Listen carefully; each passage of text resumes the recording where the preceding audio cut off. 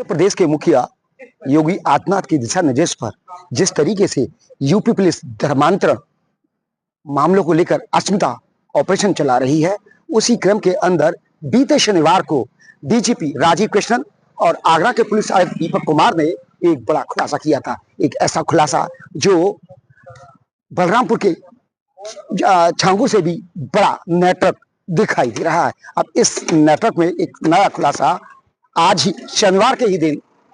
Police आयुक्त दीपक कुमार ने अपनी प्रेस कॉन्फ्रेंस में किया है। उन्होंने साफ तौर पर कहा है कि जिस तरीके से आगरा पुलिस, एटीएस, एसटीएफ ने जांच की थी और जो 14 लोग गिरफ्तार किए तो उसमें से 11 लोगों को हिरासत में लेकर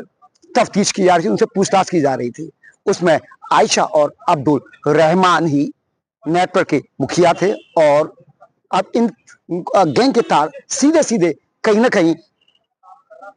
पाकिस्तान से जुड़ते हुए दिखाई दे रहे हैं, क्योंकि इनका जो मूल उद्देश्य था वो भारत को अस्थिर करना था और जो लड़कियां और लड़के इनसे जुड़े थे धर्मांतरण के माध्यम से इन लोगों ने उनको कन्वर्ट कराया गया था, रिवर्ट कराया गया था, उनको मुजाहिदीन बनाना था। पाकिस्तान और कश्मीर से कई लोग डायरेक्टली चुने थे और इनका सिर्फ एक ही मकसद था, किसी भी तरीके से भारत को एक मुस्लिम राष्ट्र बनाना। इसको लेकर पुलिस आयुक्त दीपक कुमार ने बहुत कुछ कहा है और इतना बड़ा खुलासा किया है जिससे आप भी दंग और हतप्रभ रह जाएंगे। देखिए पुलिस आयुक्त दीपक कुमार ने क्या सनसनीखेज खुलासा किया है कि गत शनिवार को धर्मांतरण मामले के इस अवैध रैकेट का पर्दाफाश हमारे डीजीपी महोदय के द्वारा लखनऊ में किया गया था, जिसमें कि आप लोगों को इसके संबंध में जो आगरा पुलिस ने जो कार्य किया उसके बारे में अवगत कराया गया। विगत 7-8 दिनों में जिसमें जो भी प्रोग्रेस रही उस प्रोग्रेस के संबंध में आज ये प्रेस कॉन्फ्रेंस बुलाई गई है। मेरे साथ हमारे साथी एडिशनल कमिश्नर राम बदन जी, हमारे डीसीपी ईस्ट सैयद अली अब्बास, हमारे दूसरे एडिशनल डीसीपी आदित्य जी, हमारे एडिशनल डीसीपी क्राइम हमारे बगल में हिमांशु, और इन सारे लोगों ने जो बैठे हुए हैं हमारे दोनों तरफ, इन चारों लोगों ने पूरी मेहनत और पूरी सहज भाव से और अपने प्रयास से जो भी हम लोगों ने इन लोगों का पुलिस कस्टडी रिमांड लिया था उस पर जो अभी तक का प्रोग्रेस आया है विगत दिनों में, उस पर बात करने के लिए आज की यह प्रेस कॉन्फ्रेंस बुलाई गई है। जैसा कि हम जानते हैं कि माननीय मुख्यमंत्री जी उत्तर प्रदेश महिलाओं की सुरक्षा माननीय मुख्यमंत्री जी की सर्वोच्च प्राथमिकता है, खासकर जो हमारी बालिकाएं हैं, जो हमारी लड़कियां हैं, और इस संबंध में ऑपरेशन अश्मिता माननीय मुख्यमंत्री जी के द्वारा एक मिशन मोड पर चलाया जा रहा है।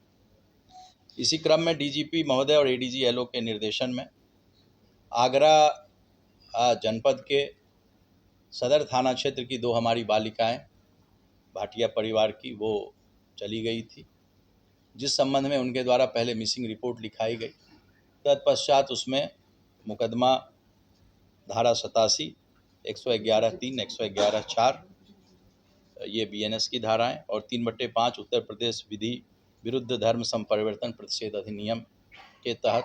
मुकदमा कायम किया गया। और उसके बाद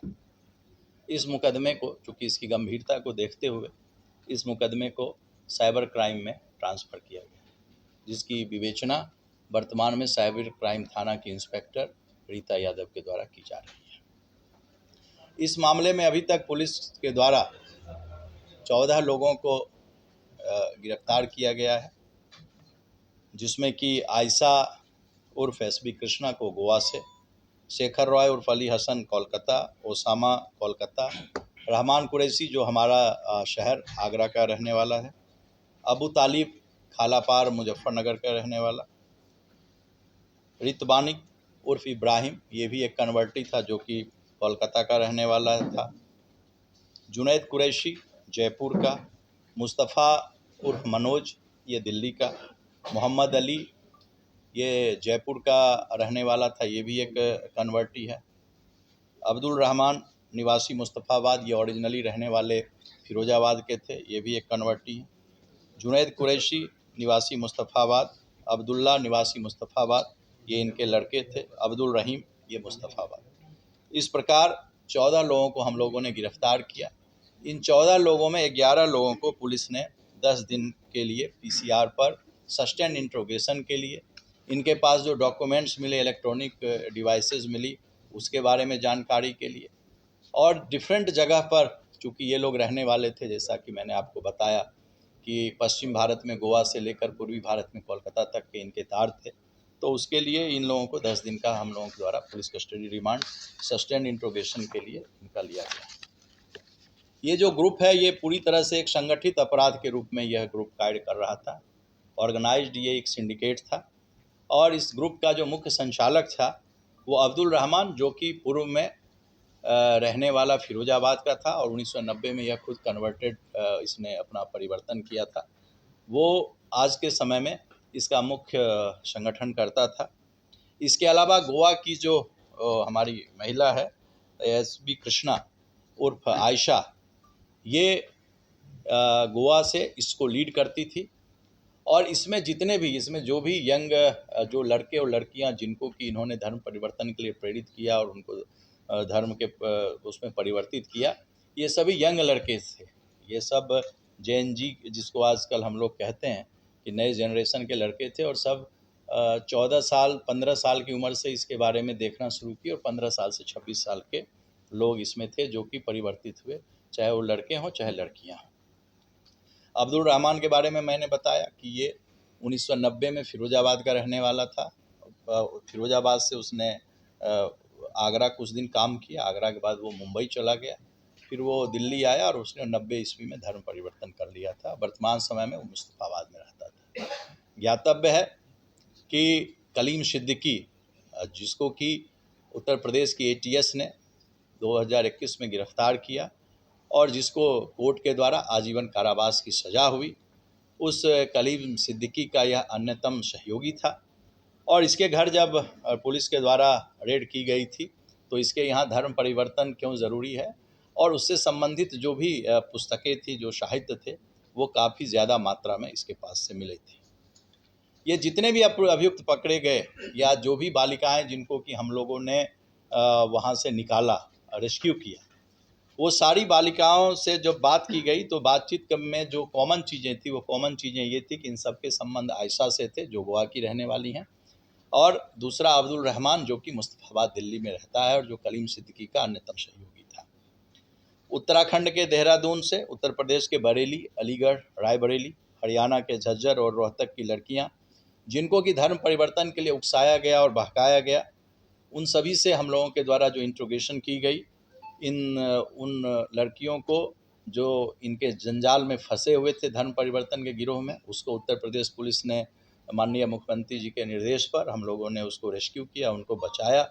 और इसमें सबसे आश्चर्य की बात ये थी कि जितनी भी ये बालिकाएं थी या जो बालक थे हैं इसमें, इनमें इनके घर वालों को किसी को नहीं जानकारी थी, इन लड़कियों को, कि मेरी बेटियां इसमें इन्वॉल्व हैं और धर्म परिवर्तन के लिए प्रेरित हैं, या उनके घर में वो नमाज पढ़ रही हैं, कलमा पढ़, इन लोगों को इसका कोई आइडिया नहीं था, इनके किसी भी परिवार को। जैसा कि मैंने बताया कि हमारे माननीय मुख्यमंत्री जी की सर्वोच्च प्राथमिकता बालिकाओं की सुरक्षा है और उनके हितों के लिए उत्तर प्रदेश पुलिस पूरी तरह से दृढ़ संकल्प है। धर्म परिवर्तन में करने वाले ये जितने भी लोग थे, इसमें जो दूसरा तथ्य आया, वो तथ्य आया कि इसमें से अधिकांश लोग, जितने भी हमारे ये जो लड़कियां जिनको कि हमने रेस्क्यू किया, और जो हमारे अन्य लोग जो कि रिवर्टी अपने को कहते हैं, उन सारे लोगों में से सभी के कनेक्शन या तो कश्मीर से थे या पाकिस्तान से थे। इसमें से ऐसा कोई नहीं था जिसके कनेक्शन इन दोनों में से किसी जगह से नहीं थे। और आयशा और अब्दुल रहमान इन दोनों के कनेक्शन के बीच की कड़ी थी, और ये जितने लोग थे, ये आयशा या अब्दुल रहमान से ये लोग कनेक्टेड थे। रहमान को ये लोग सामान्य बोलचाल में रहमान चाचा, रहमान अंकल के नाम से ये लोग पुकारते थे। इनको जब धर्म परिवर्तन, जब इनसे बातचीत हुई, तो धर्म परिवर्तन के लिए जब इनको आमंत्रित किया जाता था, तो सबसे पहले ये लोग देखते थे कि कौन से लोग पीड़ित हैं इसमें। तो इसके लिए ये लोग उनको बौद्धिक विमर्श के लिए आमंत्रित करते थे, कि बौद्धिक विचार के लिए वो सबसे पहले इनको बुलाते थे। और इसमें से जैसे कश्मीर की कुछ लड़कियों का ग्रुप था जो कि इनको आमंत्रित करती थी, और उसके बाद इनके मस्तिष्क में इनके परिवार के खिलाफ, इनके धर्म के खिलाफ जो जहरीले विचार थे वो इसको भरती थी और उनको इस्लाम के लिए प्रेरित करती थी। हमारे यहाँ की, चाहे वो आगरा की बालिकाएं हों, चाहे वो देहरादून की बालिकाएं हों, चाहे वो बरेली की लड़की हो, इन सब में ये चीज़ कॉमन था कि कश्मीर की युवती उन लोगों को अपने ग्रुप में जोड़ती थी और उसके बाद उनको कश्मीर बुलाती थी, उसके लिए टिकट भी वो कराती थी और उनको कश्मीर बुला करके फिर वो इनको इसके लिए प्रेरित करती थी। इसके बाद जब ये उस ग्रुप से अटैच हो जाते थे, फिर पाकिस्तान से चलने वाले ग्रुप से इनको जोड़ दिया जाता था, जिसमें से मुख्य रूप से पाकिस्तान के जो इन्फ्लुएंसर हैं तनवीर अहमद और शाहिल अदीम, इनका नाम है, जिससे कि इन लड़कियों का जो है वो संबंध, इनका एक ग्रुप रहता था जिससे कि ये जुड़ती थी और वो इनको इस्लाम के बारे में प्रीच करते थे, इस्लाम के बारे में बताते थे कि इस्लाम की क्या अच्छाइयाँ और क्यों उसमें शामिल होना चाहिए। इन तथ्यों के खुलासे से इस बात की पुष्टि होती है कि ये जो चीज़ें हैं ये हमारे राष्ट्रीय और आंतरिक सुरक्षा के लिए एक बहुत बड़ी चुनौती है, और हमारी जो डिफरेंट कंसर्न एजेंसियां हैं सिक्योरिटी की, वो सब भी इनसे पूछताछ कर रही हैं, क्योंकि एक तरफ से इन सभी बालिकाओं से कल को हो सकता है कि ये लोग एक स्लीपर सेल के रूप में काम करते, चूँकि इनके थ्रू ये लोग कहते थे कि जो हम आपको प्रीच कर रहे हैं उस प्रीच के लिए आपको सवाब का फल तभी मिलेगा जब आप इसके बदले में हमें कुछ भी पैसा देंगे। तो पैसा भेजने का भी इनका एक रूट इन्होंने इसके लिए तय किया था। हमारा जो आगरा का एक्यूज्ड है, जिसको कि रहमान, जो कि 12वीं फेल है, लेकिन जिसे कंप्यूटर की कम से कम 10 भाषाओं की जानकारी थी, जो पॉडकास्ट पर अच्छी अंग्रेज़ी बोल रहा था, और उसने क्राउड फंडिंग के द्वारा उसने बात स्वीकार की, क्राउड फंडिंग करके उसने पैसे को फ़िलिस्तीन के लिए उसने भेजा, और उसके साथ जो चीज़ें मिली उसमें वो क्रिप्टो का भी यूज़ करता था और डॉलर में भी उसके साथ पैसे का लेन देन का हम लोगों को पता चला। इस ग्रुप के कम से कम 3 सदस्य डार्क वेब की जानकारी रखते थे और इसके द्वारा अपने सदस्यों से बात करते थे। आप सभी जानते हैं कि डार्क वेब का प्रयोग वही लोग करते हैं जो कि पूरी तरह से तथ्यों को गोपनीय बनाए रखना चाहते हैं। इनके द्वारा जो ग्रुप बनाया गया, ये लोग सामान्यतया सिग्नल पर बात करते थे ताकि सुरक्षा एजेंसियों को इसकी जानकारी या इसके सूत्र इनको नहीं मिल सके। मैं आपके माध्यम से एक अन्य बात कहना चाहता हूं कि इस प्रक्रिया में जुड़ने के लिए जो लड़कियां हमारी, चाहे वो यहाँ की जुड़ी हों या देहरादून की, ये लोग ऑनलाइन गेम्स जैसे लूडो स्टार है, तो ये पाकिस्तान का गेम है, तो इसके थ्रू लड़के लड़कियां आकर्षित होते हैं, लूडो स्टार से आकर्षित हो गए और उस गेम्स के माध्यम से फिर चैटिंग शुरू हो जाती है। फिर चैटिंग होने के बाद उसमें जब लोग पबजी, लूडो स्टार इन सब से आकर्षित हो जाते हैं, तो फिर वो इनको फिर अपना नाम देते हैं, अपने बारे में बताते हैं, फिर वो इनको आमंत्रित करते हैं दावा के लिए। दावा एक टर्म है जो कि इस्लाम में बौद्धिक बहस की चीज़ है, बौद्धिक विमर्श के लिए दावा किया जाता है। इसमें पूछताछ के दरमियान एक लड़की जो थी हमारी, उसने वो बताया कि उसके दोस्तों ने इसमें दावा के लिए उनको बुलाया, और ये 7 लड़कियों ने बताया कि उनकी जो सबसे पहले इस्लाम के प्रति जो उनको बताया गया कि क्यों आना चाहिए, तो उन्होंने सबसे पहले कहा कि आप दावा में आइए। और दावा में ये एक बौद्धिक बहस होती है, बौद्धिक डिबेट होती है, और बौद्धिक डिबेट के द्वारा उनको बताते हैं कि इस्लाम में क्या क्या अच्छाइयाँ हैं, और उसके बौद्धिक विमर्श करने के बाद उनको ये लोग, जो भी लोग इसमें शामिल हैं, उनको अपनी ओर आकर्षित करते हैं और उनके बारे में इस्लाम के प्रति अच्छाई और अन्य धर्मों के प्रति जो नकारात्मक तथ्य हैं उसके बारे में बताते हैं, ताकि उनके प्रति, अपने धर्म के प्रति, अपने परिवार के प्रति जो निगेटिविटी है वो जाए। ये लोग वैसे लोगों को सेलेक्ट करते हैं, चाहे वो लूडो के माध्यम से, जो मैंने आपको बताया, कि जहाँ पर दुखी लोग ज़्यादा जाते हैं, जैसे हॉस्पिटल में दुखी लोग ज़्यादा जाते हैं,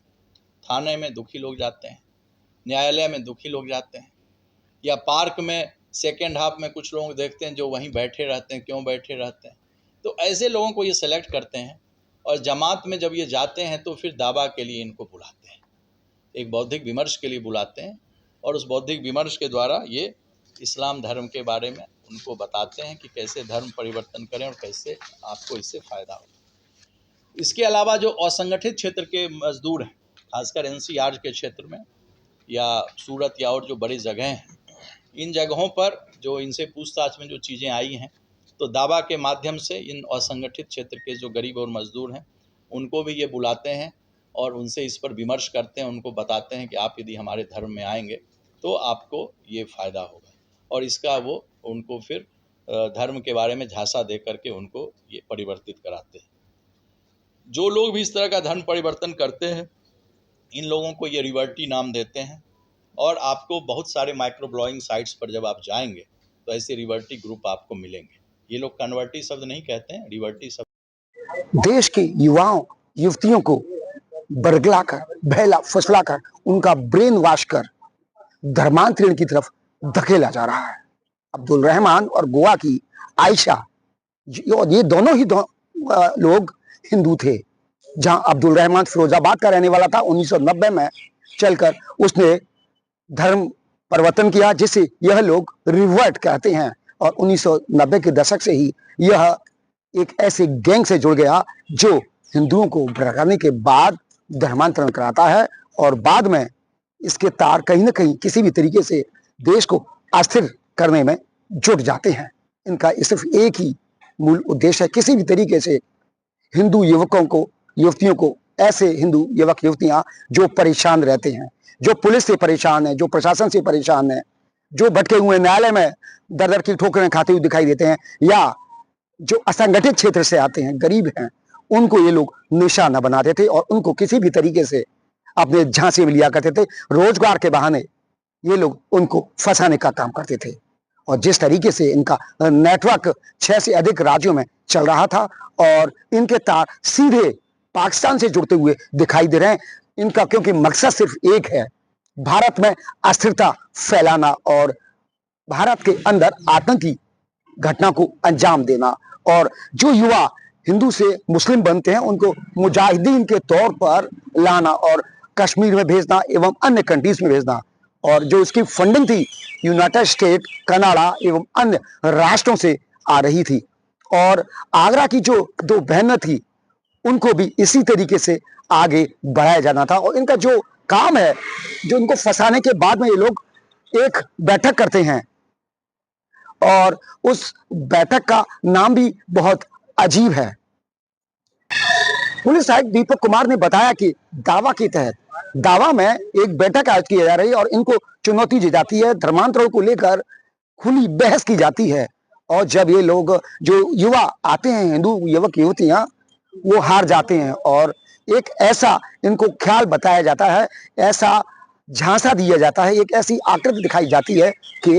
हिंदू धर्म और तमाम जितने भी धर्म हैं वो बेकार हैं। अगर वाकई में कोई दुनिया के अंदर धर्म सबसे बेहतर है तो मुस्लिम है, और आने वाले वक्त में, आने वाले समय में सब जगह सिर्फ मुस्लिम राष्ट्र ही होगा। बस यहीं से इनकी शुरुआत हो जाती है, इनको झांसे में ले लिया जाता है, और जब यह इनका ब्रेन वॉश हो जाता है, जब कट्टर बन जाते हैं, जिस तरीके से आगरा की 2 बहनें बनी थी, वो आज भी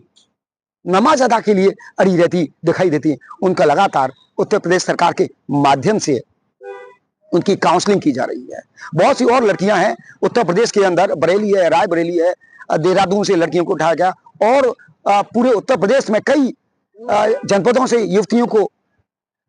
इस नेटवर्क में शामिल किया गया था। अब उनको उनके परिवार पर भेजा जा रहा है काउंसलिंग के माध्यम से। सबसे बड़ी बात है कि जिस तरीके से हिंदू युवक युवतियों को भ्रमित किया जा रहा है, ब्रेन वॉश किया जा रहा है, इनका सिर्फ एक ही मकसद है, पाकिस्तान से तार जोड़कर, पाकिस्तान से संबंध बनाकर, पाकिस्तान के माध्यम से पूरी दुनिया के अंदर मुस्लिम समुदाय को आगे बढ़ाना, मुजदाहीन बनाना और भारत को अस्थिर करना। पुलिस आयुक्त दीपक कुमार ने यही बताया, और आने वाले समय में आईबी, रॉ एवं तमाम जांच एजेंसियां इसमें नए खुलासे कर सकती हैं, और अभी यह जांच बंद नहीं हुई है। दीपक कुमार के अनुसार अभी भी इसमें तफ्तीश जारी है, और आने वाले समय में इसमें संभव है और भी कई खुलासे हो सकते हैं। लेकिन जो फंडिंग है, फंडिंग पाकिस्तान से नहीं आती थी, फंडिंग अमेरिका है एवं अन्य जो राष्ट्र है, कनाडा है, यूएई है, ऐसे राष्ट्रों से फंडिंग भारत के अंदर आती थी। और जो आयशा है गोवा की रहने वाली है, और जो अब्दुल रहमान है दिल्ली का रहने वाला है, इन लोगों के पास ये फंडिंग आती थी। और ये लोग जितने भी इस गैंग से, इस सक्रिय